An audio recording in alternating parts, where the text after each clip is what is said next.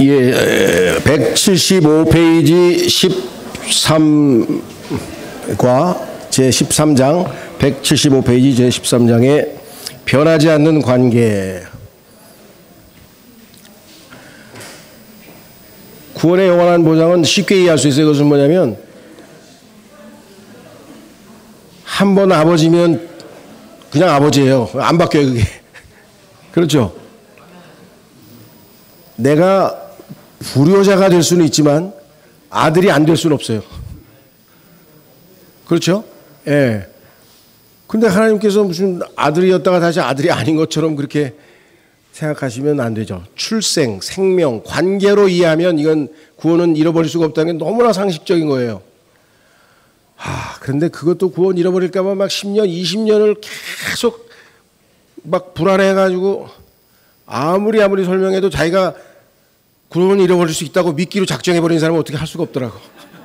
그래서 내가 자매님 걱정하지 마세요. 내가 하늘나라 가서 그때 가면 내가 내 말이 맞는 거 알게 될 거니까. 그러니까 제가 하늘나라 안 갈 수도 있는데요.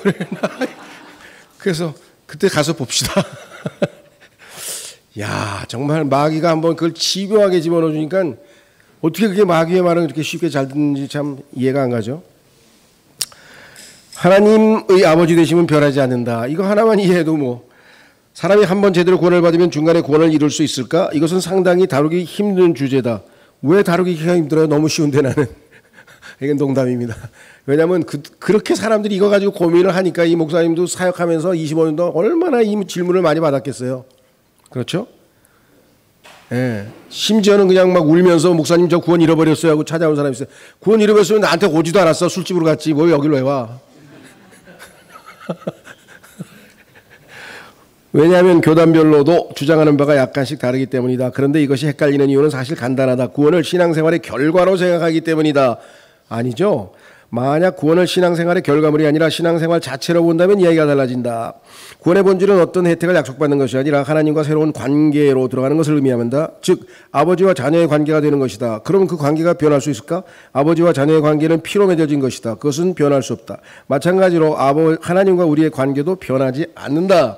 우리가 산속에서 수십 년 도를 닦고 마음이 완전히 깨끗하게 되었을 때 하나님이 우리를 택하신 것이 아니라 진흙탕에서 뒹구는 더러운 죄인이었을 때 우리를 택하셨기 때문이기에 우리가 다시 넘어지고 실망스러운 행동을 해도 그분은 전혀 놀라지 않으신다. 원래 그런 줄 알고 시작하신 일이기 때문이다. 다만 하나님은 우리를 다시 일으켜주시고 힘을 주셔서 제자리로 돌아오게 하실 뿐이다. 새롭게 예수님을 영접한 분들을 만나서 대화하다 보면 가끔 스스로를 신기하게 여기는 경우가 있다. 지금 자신의 모습이 너무 낯설다는 것이다. 여기도 그런 분들 계시겠죠. 뭐 자기는 절대로 교회에 나올 사람이 아니고 우리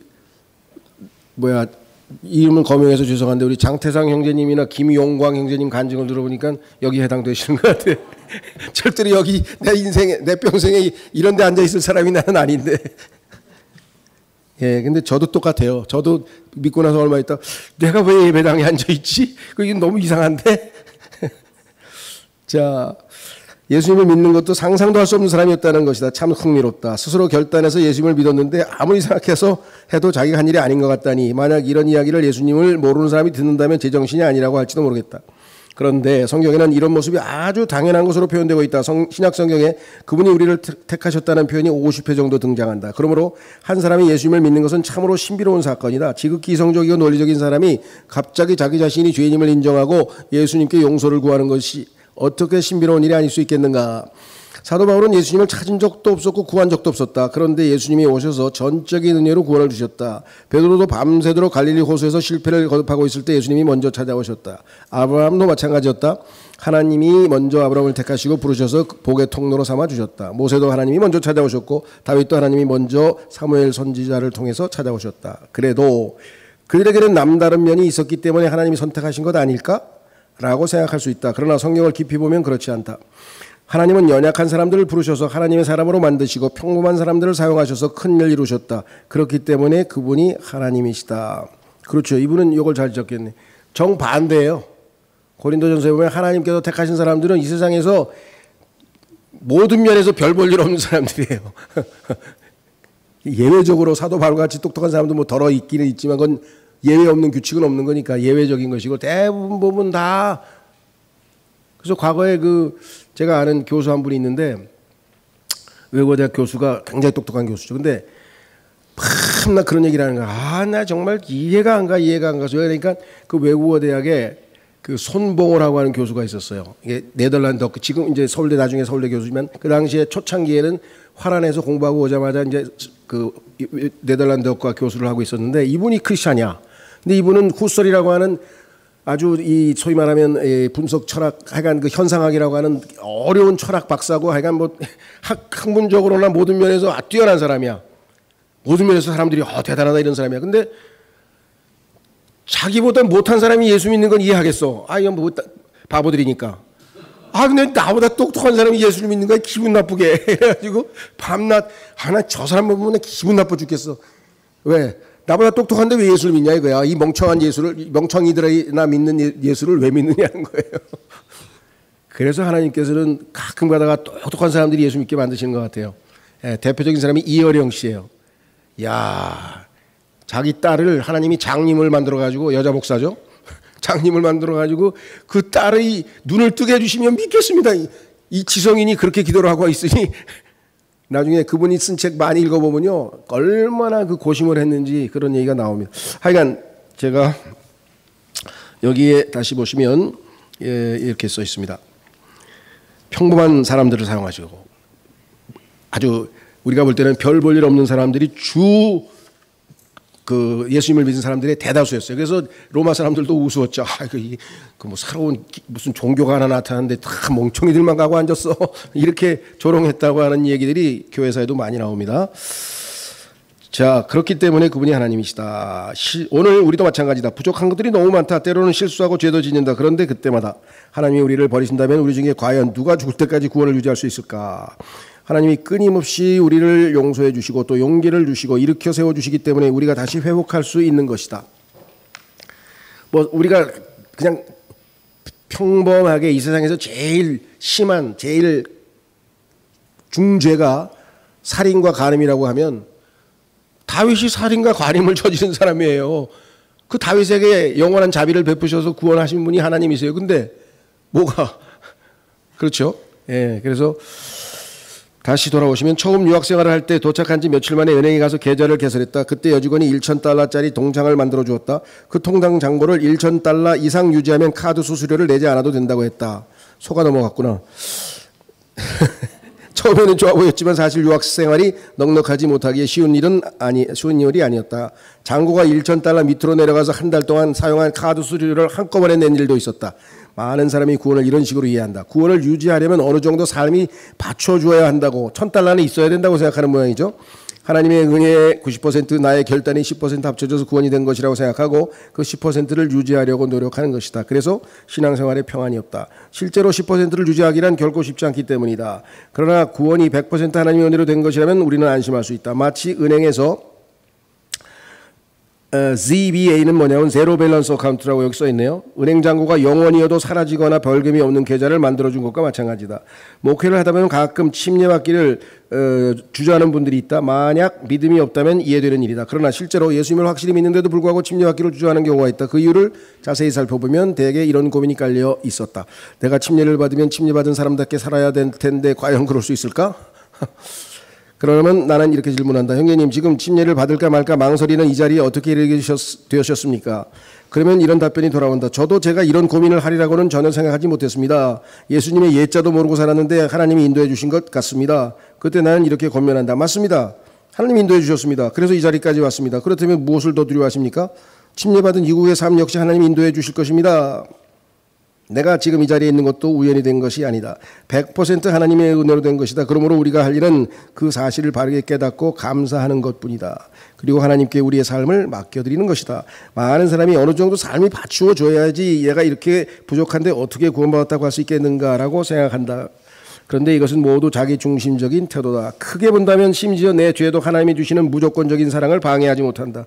우리는 구원을 잃어버릴까 봐 불안해하는 삶이 아니라 그 은혜에 감사하는 삶을 살아야 한다. 그렇지 않다면 예수님이 십자가에서 피를 흘리실 필요가 없었다. 그분이 이루신 구원을 나의 게으름이 취소시킬 수 있다면 그분이 헛수고를 하셨다는 뜻인가? 예수님은 나에게 구원을 주시는 분이시지 구원의 가능성을 주시는 분이 아니다. 하나님은 우리를 결코 포기하지 않으신다. 구원은 100% 하나님의 은혜로 되는 것이라는 말에 대해서 가장 많은 오해는 그럼 일단 구원받은 사람은 마음대로 살아도 된다는 말인가 하는 것이다. 만약 그렇게 생각하는 사람이 있다면 그런 두 가지 중요한 진리를 아직 이해하지 못한 것이라고 할 수 있는데, 첫째는 구원 자체가 하나님과의 계속적인 관계를 의미하는 것이고, 둘째는 구원받은 사람은 그때부터 마음속에 성령님을 모시고 살게 된다는 것이다. 구원받은 사람은 계속해서 성령님의 인도하심을 받게 된다. 그 사람은 전에는 죄가 아니라고 생각했던 것들이 죄로 느껴지기 시작하고, 전에는 자기 속에 존재하지 않았던 거룩에 대한 소원이 움트기 시작한다. 물론 부족하고 넘어질 때도 있지만 그럼에도 불구하고 계속해서 나를 권면하시는 성령님의 음성을 느끼기 시작하는 것이다. 그러므로 정말 구원받은 사람은 마음대로 살지 않는다. 하나님과의 관계가 끊어질까 걱정하지도 않는다. 다만 아무리 도망쳐도 포기하지 않고 쫓아오시는 하나님을 느낄 뿐이다. 나는 목사의 가정에서 태어났다. 아버지는 침례교 목사였다. 그래서 교회 뒷마당에 가면 큰 침례탕이 있었다. 1년에 한 번, 한두 차례 거기에 물을 받아놓고 침례식을 했다. 내가 학생이었을 때 한 번은 침례식을 하는 날이었다. 그런데 사람들이 계속 웃는 것이었다. 왜냐하면 침례받은 사람이 물에서 나올 때 의례 아주 초라한 모습이 되기 때문이다.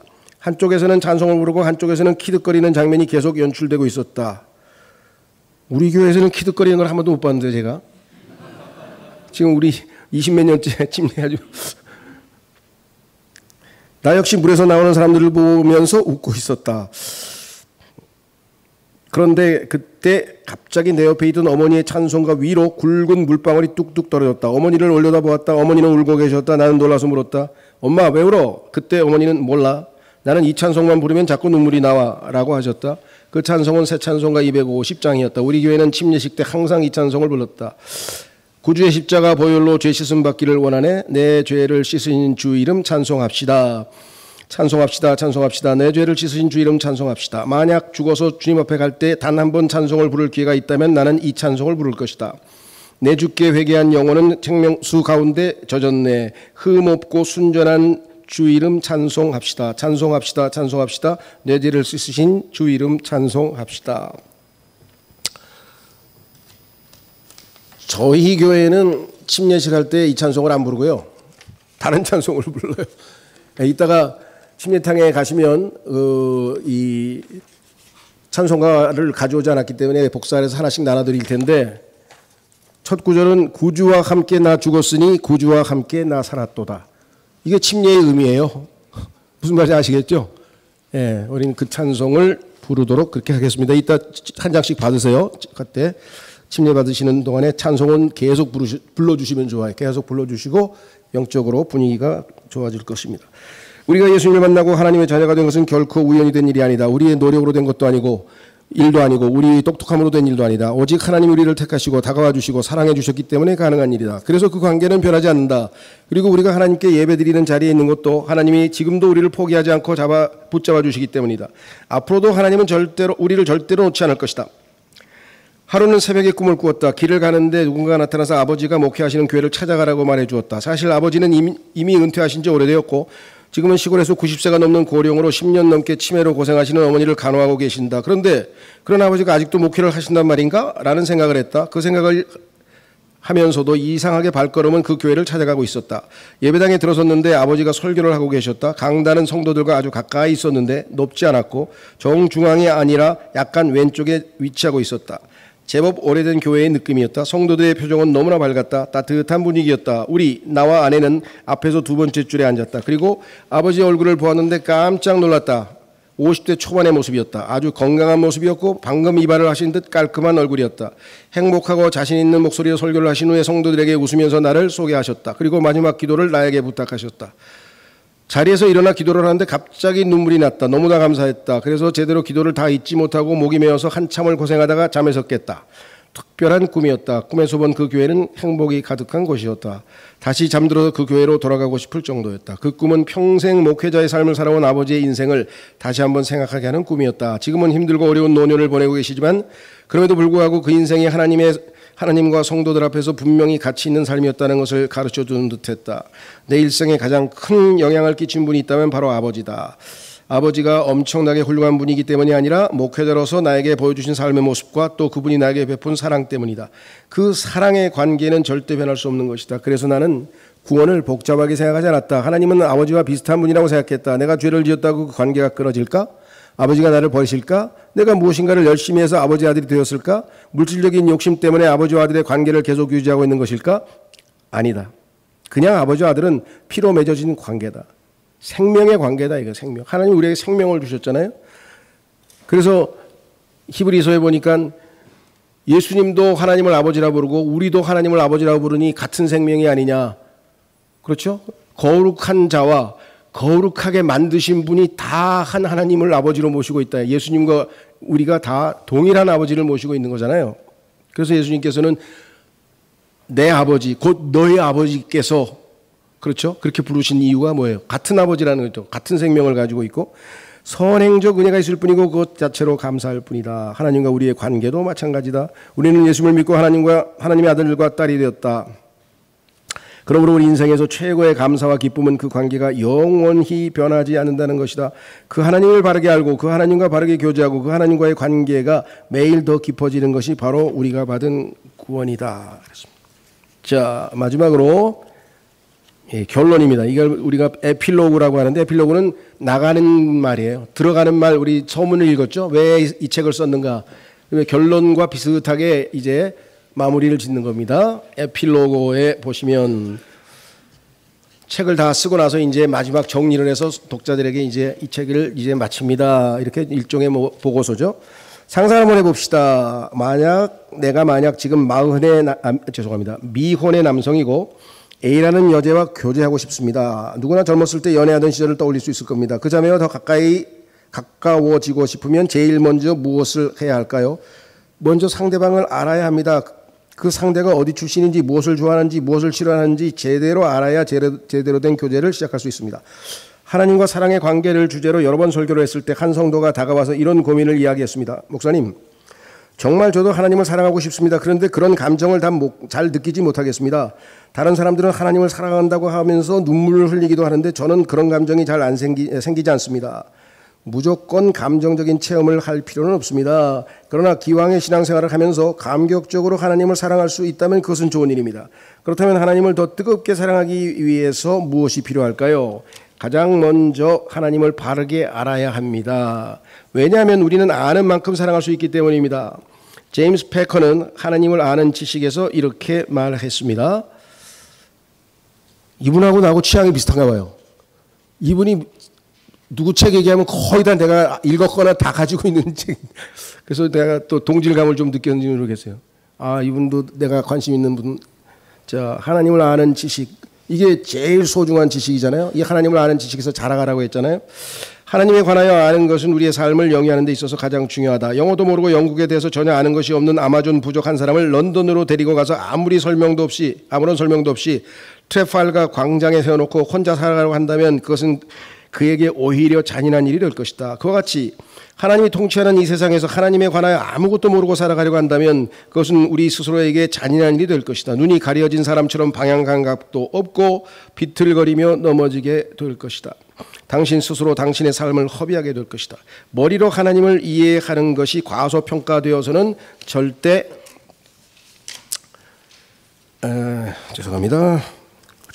안 됩니다. 무슨 소리냐면 독립침례교회 그거 뭐 킹제임스 성경 쓴다는 데 가보니까 말이야, 죄송합니다 표현이, 대가리는 정말 지식이 잔뜩 들어있더라고.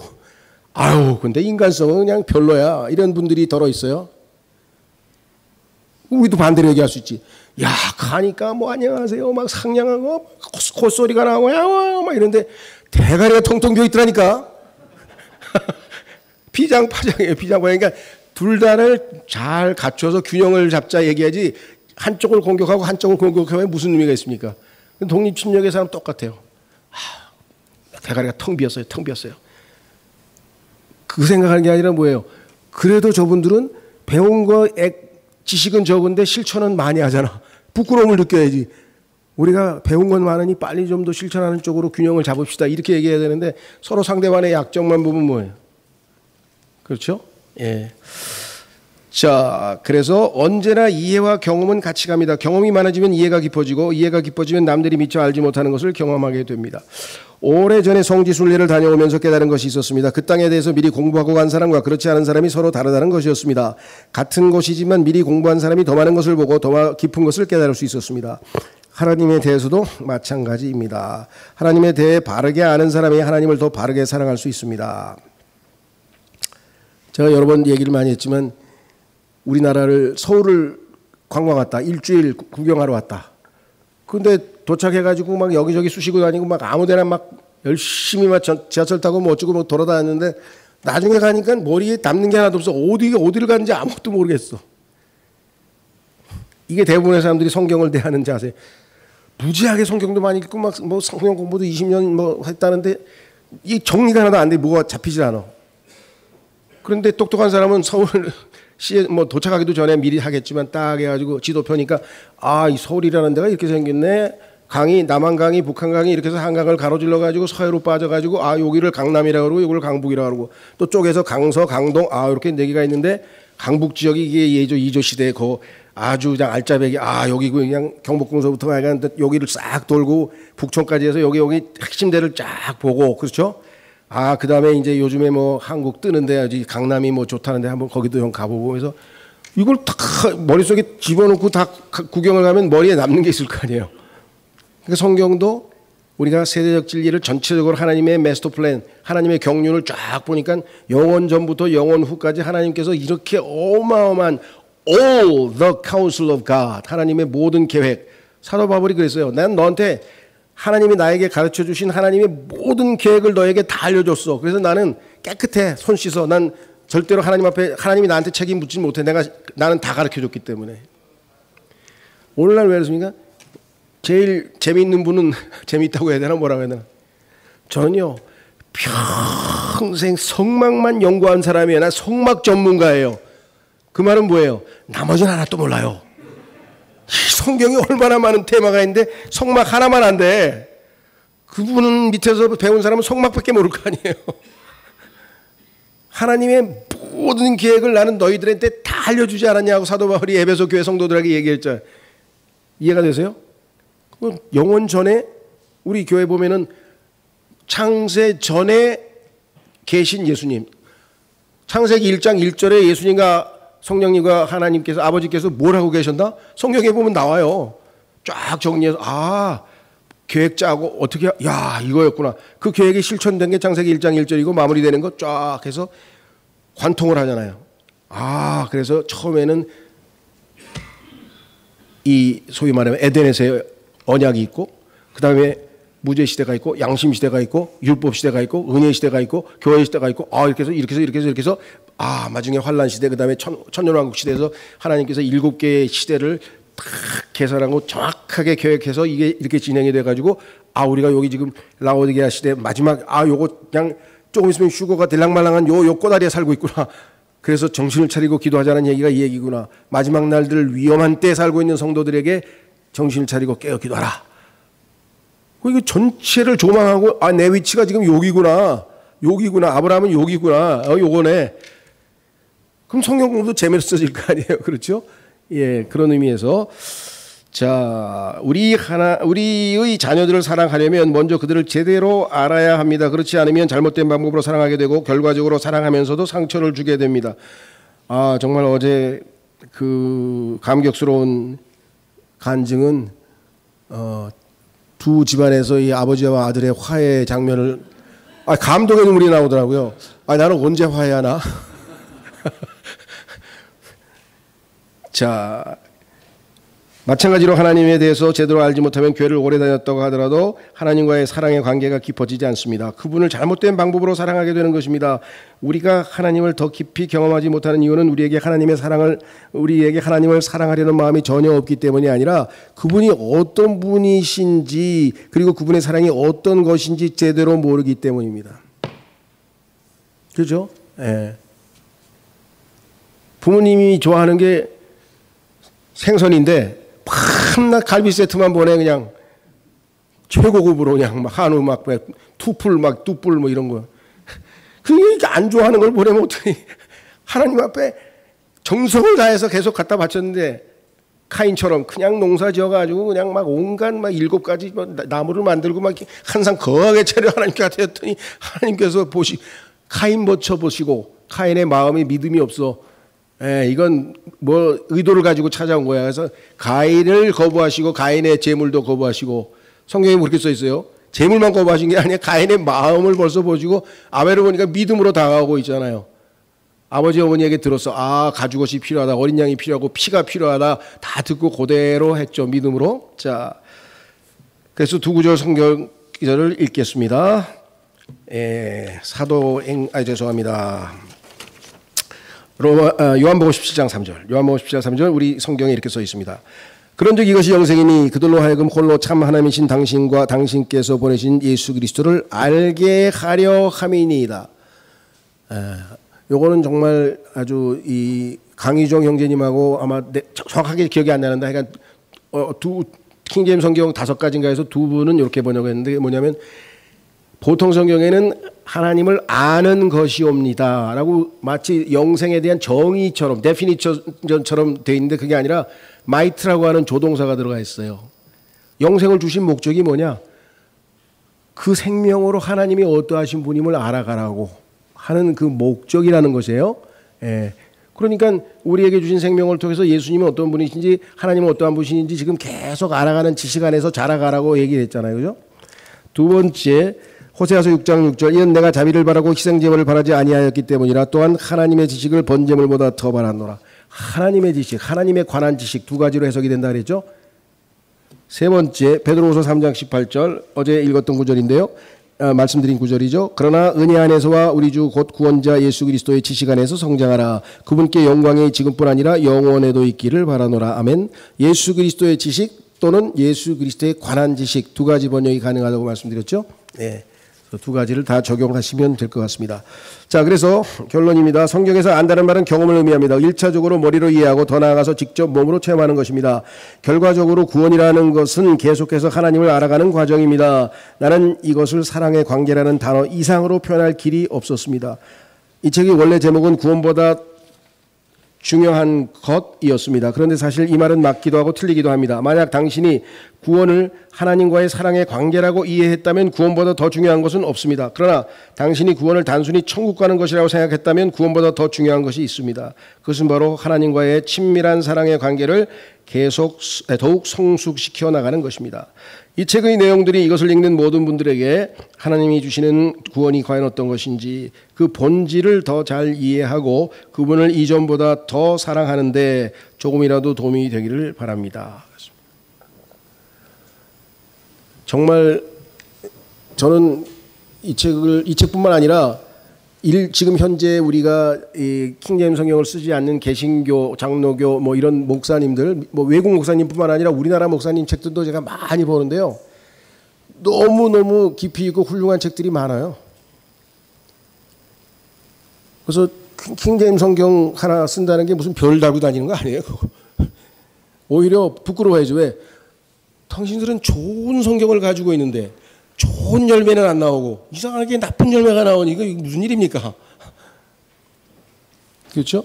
예, 그래서 하여간 여러분은 이제 생활도 바쁘고 또 다 하시고 또 저는 사역을 하는 사람들이기 때문에 하나님이 허락하신 범위 내에서 제가 이제 꾸준히 모니터링을 해서 이런 좋은 책자들이 있으면은 제가 또 이렇게 알려드리고 또 필요하면 수련회 때 하겠습니다. 그래서 감사했던 게 제가 그런 얘기를 했었어요. 어떤 책으로 이번에는 할까? 여러 가지 책을 놓고 있다가 그중에서 후보가 3권의 책이었는데 그 나머지 2권이 무엇인지 가르쳐 주십시오 해가지고 가르쳐 드렸어요. 사서 그거 공부하고 싶으시다고. 예, 하여간 감사한 일이고요. 지금 생각해 보니까 이 책을 가지고 수련회를 한 게 제가 4번째인가 그런 것 같아요. 첫 번째는 그분이 내 안에 내가 그분 안에라고 하는 요한일서에 대한 강해인데 그 김영봉 목사님이라고 워싱턴에 있는 한인 침례교회 목사님이 한국에 와서 강해한 그 내용, 주님의 교회에 와서 강해했던 그 책을 제가 했던 것 같고요. 두 번째는 작년에는 종교에 죽고 예수와 살다라고 하는 그 연두색 책을 했는데 아주 저에게도 유익했고요. 그다음에 이 세 번째, 두 번째는 기억이 안 나네. 혹시 기억하시는 분 계세요? 뭔가 책을 하나 한 것 같긴 한데, 하여간 그래서 지금 생각하니까 왜 갑자기 내가 매번 로마서고 뭐고 하여간 정해가지고 이렇게 수련회 때 테마별로 내가 준비해서 하다가 왜 갑자기 책을 하기로 했을까? 이유는 모르겠어요. 제 생각에는 아마 이 책이 정말 재밌고 유익한데 혼자 읽기는 아깝다고 생각했을 수도 있는 것 같고, 그 내용을 내가 교회에서 하려면 참 그것도 쉽지 않은데 4번에 걸쳐서 딱 압축해서 한번 읽으면 수련회 가서 뭐 했어요? 그래도 내가 뭐 놀다 왔지만 책 한 권 읽고 왔어요. 뭐 남는 게 있잖아요. 그죠? 여러 가지를 생각하다 보니까 이 방법도 상당히 좋은 것 같아서 제가 했습니다. 그럼 뭐 혁재님 하는 게 하나도 없네. 그냥 읽다가 끝났네 뭐. 그냥 저도 쉬기도 하고 그렇잖아요. 뭐 준비하고 뭐 복잡하게 그보다 와서 그냥 읽고 메모해서 다 성경 구절 어떻게 찾아서 이렇게 해가지고 그래서 뭐 불편하신 분도 좀 계셨을지 모르겠어요. 이거 뭐 집에서 읽을 책은 뭐 여기서 읽어야 돼 앉아서 불편하게. 어쨌거나 하여간 이렇게 해서 마무리를 지었는데 제 생각에는 뭐 대부분 뭐 나에게는 뭐 요만큼 도움이 됐어 뭐 그런 사람도 있겠지만 그 도움도 많이 됐다는 다양한 전혀 도움이 안 됐다 그런 분은 없겠죠 설마. 예, 그래서 잘 마무리를 지었습니다. 그래서 이제 정리하시고 짐 다 정리하시고 이렇게 해서 넣고 11시 정각에 이 수영장에서 시작할 테니까 한 5분 전쯤에 오셔서 찬송하시면서 이렇게 준비하셨으면 좋겠습니다.